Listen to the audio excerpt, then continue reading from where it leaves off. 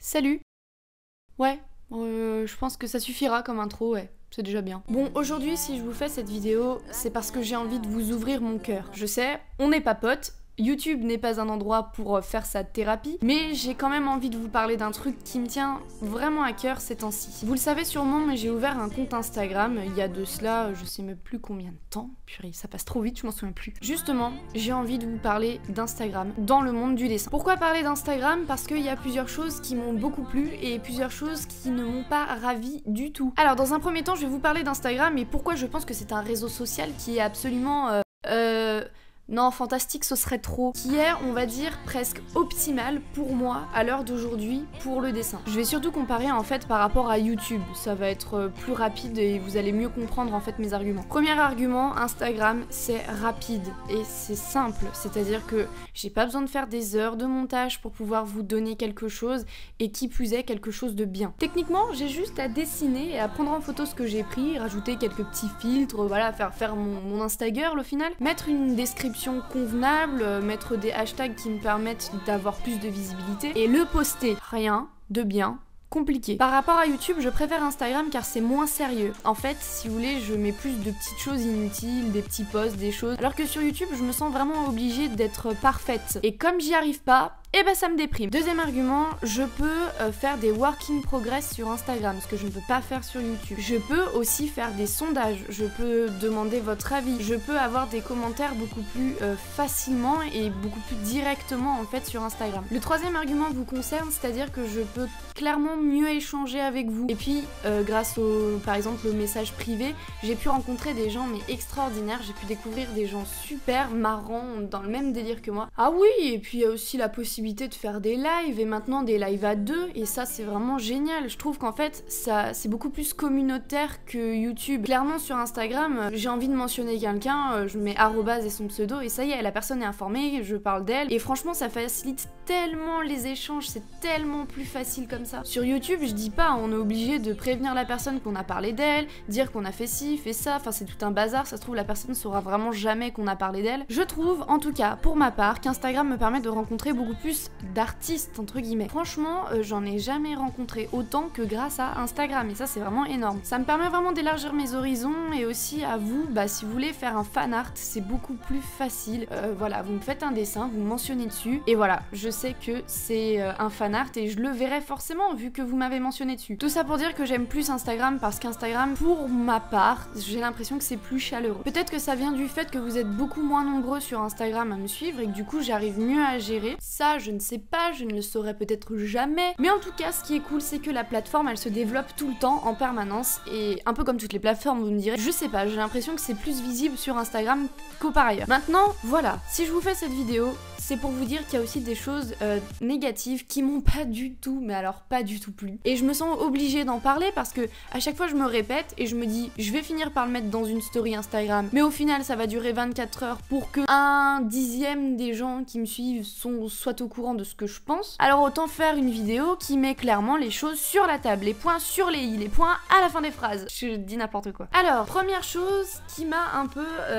comment dire, surprise sur Instagram. Bon, déjà, il y a une proportion énorme de dessins traditionnels. Mais vraiment énorme. Le dessin digital n'a clairement pas la cote sur Instagram. J'ai vu aussi des dessins semi-digital en fait, à la fois traditionnel et à la fois digital. Le rendu est sympa, mais on n'est pas là pour parler de ça. Si je commence moi-même à me perdre, ça va pas le faire. Alors après, ça vient peut-être de ce que je suis, c'est-à-dire si j'ai plus tendance à aimer des photos au tradi, on va me proposer plus de trucs au tradi. Le truc c'est que j'ai beau aimer certaines choses faites au digital, j'ai l'impression que c'est vraiment très faible, une proportion très faible. Pourquoi je dis ça? Et bah tout simplement parce que moi j'aime le digital, d'accord? Et depuis que je suis sur Instagram, ça m'a fait redécouvrir le traditionnel. Mais mon amour en premier est pour le digital et je me rends compte que à cause, grâce à Instagram, je fais beaucoup plus de dessins au traditionnel. Et je sais pas, ça me gêne, j'ai l'impression d'avoir changé du coup ma manière de fonctionner, alors qu'avant je préférais beaucoup plus faire des dessins au digital. C'est un peu con parce qu'à la base ma chaîne ça reste quand même des dessins au digi, des tutoriels sur Pentoolside, des choses qui sont vraiment en rapport avec l'ordinateur et pas en rapport avec le traditionnel. Vous me dites on peut changer, on peut faire des choses. À cause d'Instagram du coup j'ai l'impression de m'être un peu perdue dans ce que je suis censée faire. Franchement j'ai l'impression de faire un cacamou et de me dire mais je sais plus quoi dessiner. Vous vous rendez pas compte à quel point c'est perturbant de ne plus savoir où on en est et de plus se reconnaître en fait. Est-ce qu'on peut dire que je me suis fait influencer?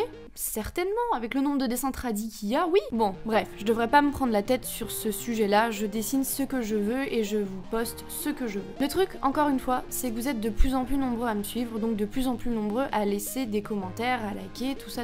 Et je suis devenue complètement paranoïaque à cause des statistiques, parce que je me suis rendu compte que certains dessins que j'aimais beaucoup faire n'avaient pas énormément de succès, et à l'inverse des dessins qui étaient, par exemple, je me souviens du dessin sur ça, clairement, il a eu beaucoup plus de j'aime, beaucoup plus de likes, alors que clairement c'est juste un dessin que j'avais fait comme ça sans prétention, limite je le trouvais nul, et au final il est beaucoup plus populaire que le reste alors que j'ai pris beaucoup plus de temps à faire les autres, et ça m'a un peu dégoûtée parce que je me suis rendu compte vraiment que c'était pas vraiment faire ce qui me plaisait qui faisait que les dessins étaient les plus aimés, mais c'était plus les dessins qui étaient en rapport avec l'actualité, et j'ai trouvé ça un peu dommage, mais c'est comme ça que marche le monde, donc je peux pas faire grand chose à ce niveau là, mais je vous avoue que ça me fait un peu chier. Troisième chose qui m'énerve énormément sur Instagram, c'est quand je vois qu'il y a certains comptes à plus de 20K abonnés où ce n'est quasiment que de la copie ou du vol de dessin, et je trouve ça absolument révoltant. Sans déconner quoi, les gars ils ont rien fait eux-mêmes et ils récoltent tous les fruits, toute la gloire d'autres dessinateurs. Je trouve ça un peu dégueulasse. Autant t'as un ou deux dessins qui sont inspirés, voilà, t'as pris une pause, t'as mis une référence,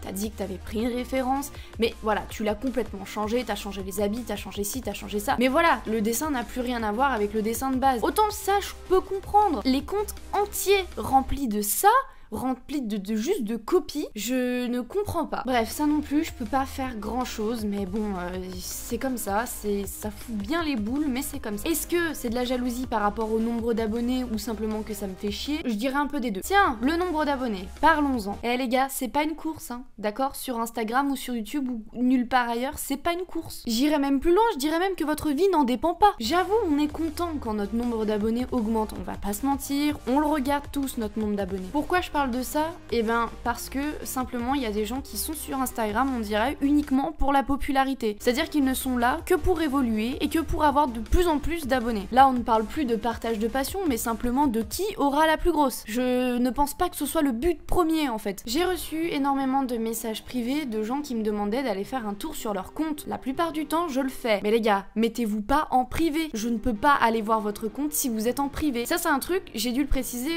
presque à tout le monde, et au bout d'un moment ça m'a saoulé de le préciser. Si vous voulez avoir de la visibilité, ne vous mettez pas en compte privé. Personne n'aura envie de s'abonner pour voir vos dessins. On s'abonne parce qu'on aime les dessins de quelqu'un, pas parce qu'on veut voir les dessins. Je comprends pas. Au final, c'est un peu comme si tu me forçais à m'abonner pour pouvoir voir tes dessins. Moi, j'ai pas envie de me forcer à m'abonner. Non, je reçois aussi des messages privés qui me demandent de leur faire de la pub. Non? Alors oui, tu peux demander, fais-moi de la pub s'il te plaît. Mais si je ne veux pas te faire de la pub, je ne vais pas t'en faire. Pas besoin d'insister pendant 1000 ans en disant mais allez, t'as plus d'abonnés, allez, fais-le s'il te plaît, je veux progresser, je veux avoir plus d'abonnés. C'est juste le principe du consentement, je te dis non, tu vas pas plus loin quoi. Il y a aussi un truc qui m'énerve, c'est je reçois des messages mais super mignons, super gentils, franchement vous êtes adorables. Vu que je réponds pas, et ben j'ai le droit après à des insultes parce que je ne réponds pas. Je ne réponds pas parce que je vous aime pas, je vous réponds pas parce que j'ai pas le temps, parce que j'ai autre chose à faire. Il y a beaucoup de méchanceté gratuite aussi sur Instagram. On fait quelque chose qui ne plaît pas à quelqu'un, on est taclé